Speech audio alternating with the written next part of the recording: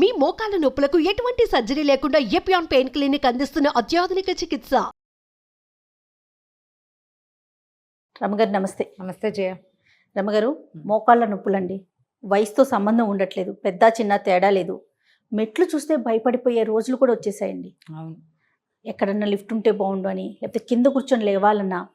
ముఖ్యంగా రమగారు, toilets Indian అంటే కళ్ళల్లో నీళ్ళు వచ్చేస్తున్నాయి. అట్లా అలవాటు పడిపోయాం వెస్ట్రన్కి. సరే, అది తర్వాత సబ్జెక్ట్ అనుకోండి. కానీ ఈ మోకాళ్ళ నొప్పులతో మెయిన్ సమస్య అయిపోతుంది. ఏమన్నా ఇంటి చిట్కాలు ఏమైనా ఉన్నాయా, గృహ వైద్యం? దీని ముందు బేసిక్ థింగ్ ఒకటి మాట్లాడుకోవాలి. చెప్పండి.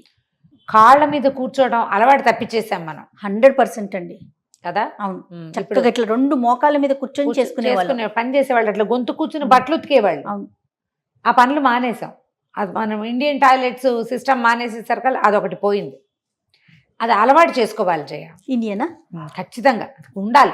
ఆ కింద కూర్చుని లేస్తేనే మనకు వెన్నెముకకు కానీ, మోకాళ్ళకు కానీ, పాదాలకు కానీ శక్తి, బలం వస్తాయి. ఎప్పుడైనా చూడు, ఆహారంతో బలం వస్తుందా? రాదు కదా. శక్తి దేని వల్ల పెరుగుతుంది? ఎక్సర్సైజ్ వల్ల పెరుగుతుంది. అవును. ఇప్పుడు మన మోకాళ్ళ నొప్పులు చిన్న ఏజ్లోనే కనపడుతూ ఉంటాయి.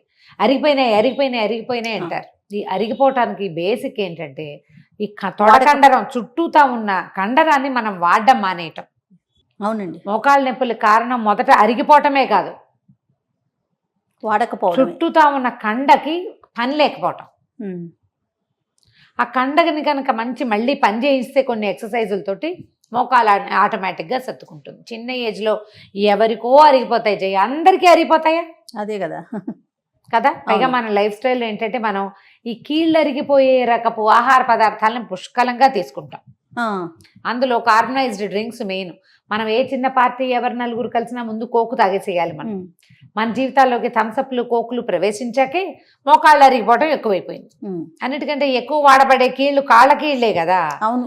వాటికి సరైన వాడకం లేక అక్కర్లేని పదార్థాన్ని తీసుకోవడంతో అరిగిపోతాయి. డాక్టర్లు పాపం చెవిని ఇల్లు కట్టుకుని చెప్తారు, ఆ డ్రింకులు తాగబోకండి, ఇవి తాకండి, ఇవి చేయబోకండి, బాగా ఎక్సర్సైజ్ చేయండి, నడవండి, పరిగెత్తండి అని. వన్స్ మోకాలు నొప్పి వచ్చాక మనం కింద కూర్చోవడం మానేస్తాం. అస్సలు ఇంకా వర్స్ అయిపోతుంది. అవును, ఇంకా చెడిపోతుంది. ఇప్పుడు ఓ తలుపు అది కిర్రు అంటుంది అనుకో, తీయడం మానేసాం, కొన్నాళ్ళకి ఓపెన్ అవడం మానేస్తుంది. అది ఏం చేయాలి? దానికి నూనె పోయాలి. ఓ నూనె చొక్కేసి దాన్ని బాగా 10 సార్లు కదిపితే నూనె లోపలికి వెళ్ళి స్మూత్ అవుతుంది కనీసం కదా. ముందు నూనె మసాజ్ చేయడం ప్రాక్టీస్ చేయాలి. స్టార్టింగ్ స్టేజ్లో ఎందుకో మోకాళ్ళు కిరికిరమంటున్నాయి, మోకాళ్ళు నొప్పులు వస్తున్నాయి అంటే డాక్టర్ దగ్గరికి పరిగెత్తడం, తర్వాత పరిగెత్తి మొదట మనం ఎక్సర్సైజ్ సరైనది ఇవ్వట్లేదు అనేది తెలుసుకోవాలి.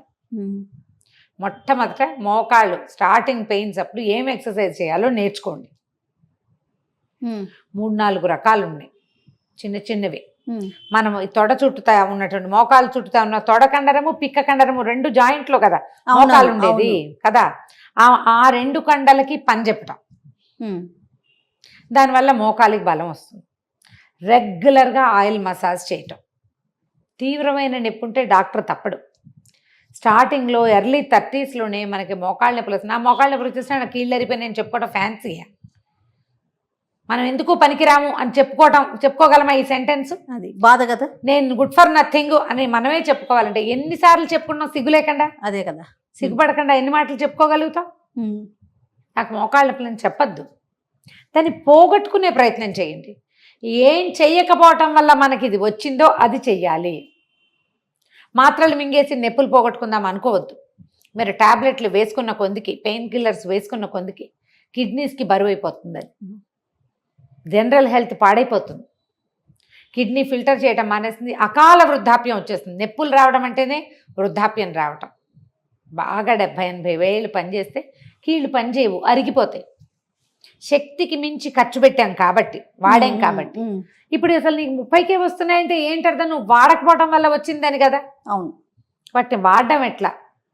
రెగ్యులర్ వాక్, రెగ్యులర్గా ఏదైనా పని చేయటం, కింద కూర్చొని పని చేయటం.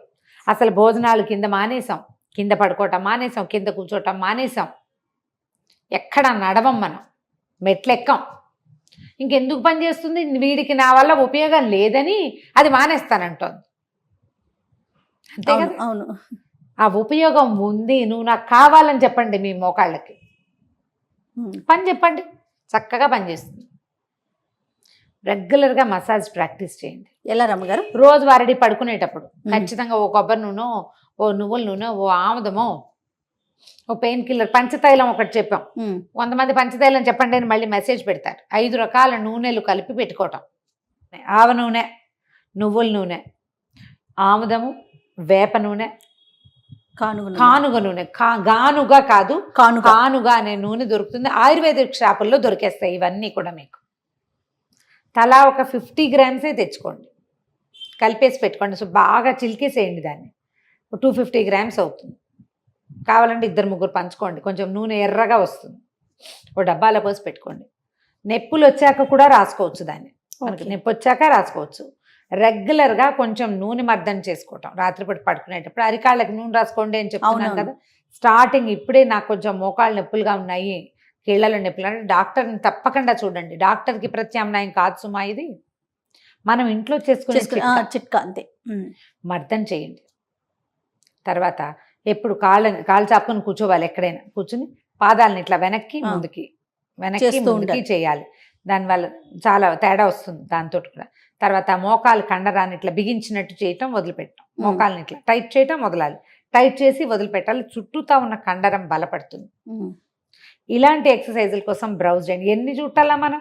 అక్కర్లేని మీకు కేవలం కాలక్షేపానికి పని పాట లేకుండా చూస్తాం.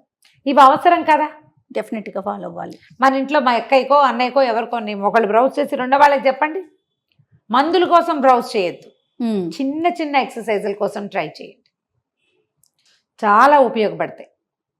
ట్రై చేసి ఇది ఉపయోగించుకోవాలి. ఇది పాత పద్ధతులే కదా ఇవన్నీ. నూనె రాసుకోవటాలు అవి రాయండి. జస్ట్ అప్లై చేయటం, అప్లై చేసి బాగా ఒక 5 నిమిషాలు మర్దన చేస్తే పొద్దుటికి తేలిగ్గా ఉంటుంది. నిద్రలో పక్కకి తిరిగినప్పుడు పట్టుకున్నట్టు అవుతుంది. అవి తగ్గిపోతాయి. గోరువెచ్చగా చేయాలా? ఏం చేయొద్దు, కొంచెం అలాగా చేతులు ముంచకుండా మాత్రం చూసుకోండి. నూనెళ్ళు వాటిలో ఎప్పుడు చేతులు ముంచకూడదు. అలా ఒక డ్రాప్ వేసుకోవాలి. లేదా ఇప్పుడు మనకి ఇట్లా నొక్కితే పడే వస్తున్నాయి కదా, ఇవి ఏమంటారు వీటిని, స్ప్రేలు లాంటివి. దాంతో స్ప్రే బాటిల్స్లో పోసి పెట్టుకోండి. ఒక నొక్కితే వస్తుంది. ఆయిల్స్లో చేతులు అవి పెడితే కుళ్ళు వాసన వచ్చేస్తే పాడైపోతుంది. అవునవును, ఆ పిచ్చి వాసన వచ్చేది. ఔషధ గుణం పోకపోయినా బ్యాడ్ స్మెల్ వచ్చేది బట్టలకు అంటుతుంది. నలకంతా కొంచెం పడుకునే ముందు శ్రద్ధగా మోకాలు చుట్టూతా కింద భాగం పైన కూడా బాగా అట్లా క్లాక్ వైజ్లో మర్దన చేసుకుని పడుకోండి. పెద్దవాళ్ళకి అవసరమైతే మర్దన చేయండి, మంచి ఉపయోగం వస్తుంది. ప్రధానంగా ఏంటంటే కండరాలని వాడండి. కింద కూర్చోవటము, మెట్లు ఎక్కటము, నడవడము, పరిగెత్తటము, ఎక్కడికైనా గబుక్కుని కాస్త పైకి ఎక్కాల్సి వస్తే ఎక్కటం, ఓ 4 అడుగులు వేయాల్సి వస్తే వేసేయటం, అది మనకి ప్లస్ అవుతుంది ఆరోగ్యానికి. ఆలోచించి చూడండి. ఒకవేళ మీరు ఇప్పటిదాకా ఇలా ఆలోచించలేదు, నా మోకాళ్ళ నొప్పులు కాబట్టి నేను కింద కూర్చొని అన్నం తిన్ను, అలాంటివి పెట్టుకోవద్దు. స్థూలకాయలు కనుక అయ్యుంటే మీరు స్థూలకాయాన్ని తగ్గించుకోండి. స్థూలకాయ మోకాళ్ళ నొప్పులు చూపిస్తుంది. మోకాళ్ళ నొప్పులకు ప్లస్ ఏంటంటే స్థూలకాయ. అవునవును. మీరు డయాబెటిక్ కనుక అయ్యుంటే మరి అది కూడా కొంత కారణం అవుతుంది. సో వీటన్నిటినీ కంట్రోల్ చేసుకుంటే మనం జీవించి ఉన్నంత కాలం మనతో ఉండవలసిన మన స్నేహితుడైన మన మోకాలు కీలుని బాగా ముద్దుగా చూసుకోండి. ఖచ్చితంగా అండి. తప్పకుండా రమ్మగారు. నమస్తే. నమస్తే జయ.